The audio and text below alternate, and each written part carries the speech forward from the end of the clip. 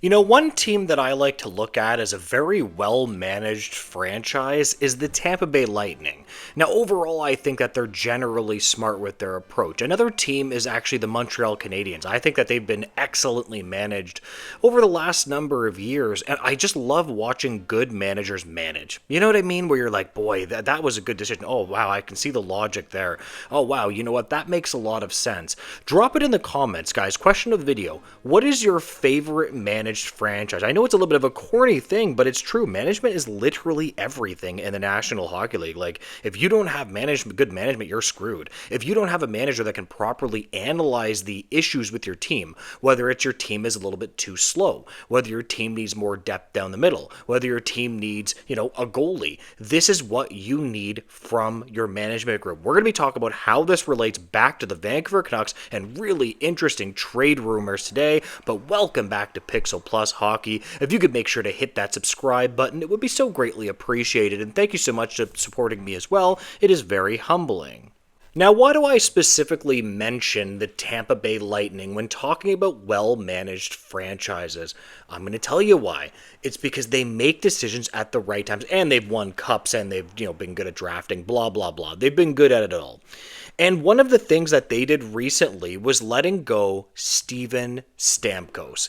Steven Stamkos, according to the data, and when you watch him on the ice, if you're a watch the game type guy like I am, he looked like he was declining. He did. He just looked like he was getting old. He was declining. And honestly, sometimes you really have to watch players because players can become straight up shells of their former self. They can become shells and they can really, really, really just kill your team. And that is not good. And that is not what the Vancouver Canucks need. And here we have a really interesting quote for what we're going to be talking about. The Canucks have long been searching for extra help down the middle, a need amplified by the latest injury to Philip Hedl. To that end, Rick Dollawall of Czech and The Athletic recently reported that he has been told that the Vancouver Canucks have kicked tires on Predators forward Steven Stamkos as they continue to cast a wide net in their search for a center, close quote. So I'm going to straight up say hell nah.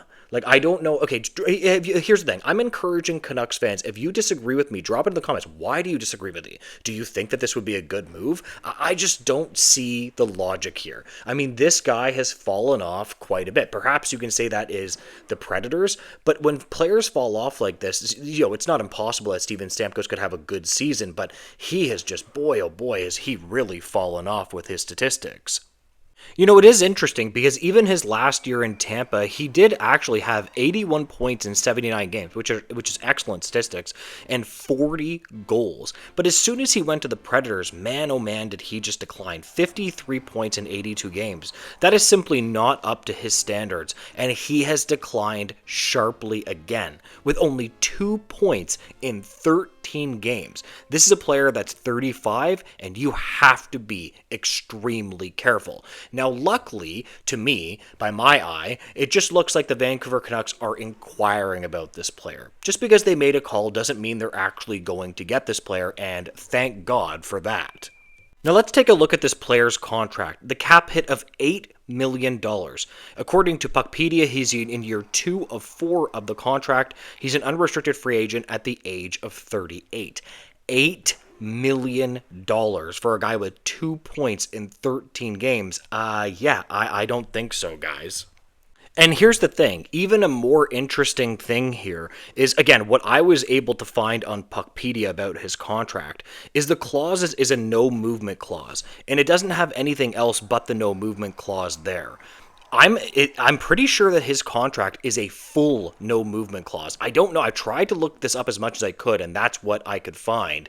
And I'm sorry, a 35-year-old that's not producing a full no movement clause. Furthermore, I don't even think that he would be waived to come to Vancouver, and that's actually something that probably would help the Vancouver Canucks. Because thank God for that. Because usually in Puckpedia you can look for what exactly are the clauses in his contract. I love looking up this website, and it looks like he has a full no movement clause. Like, my lord, heck no.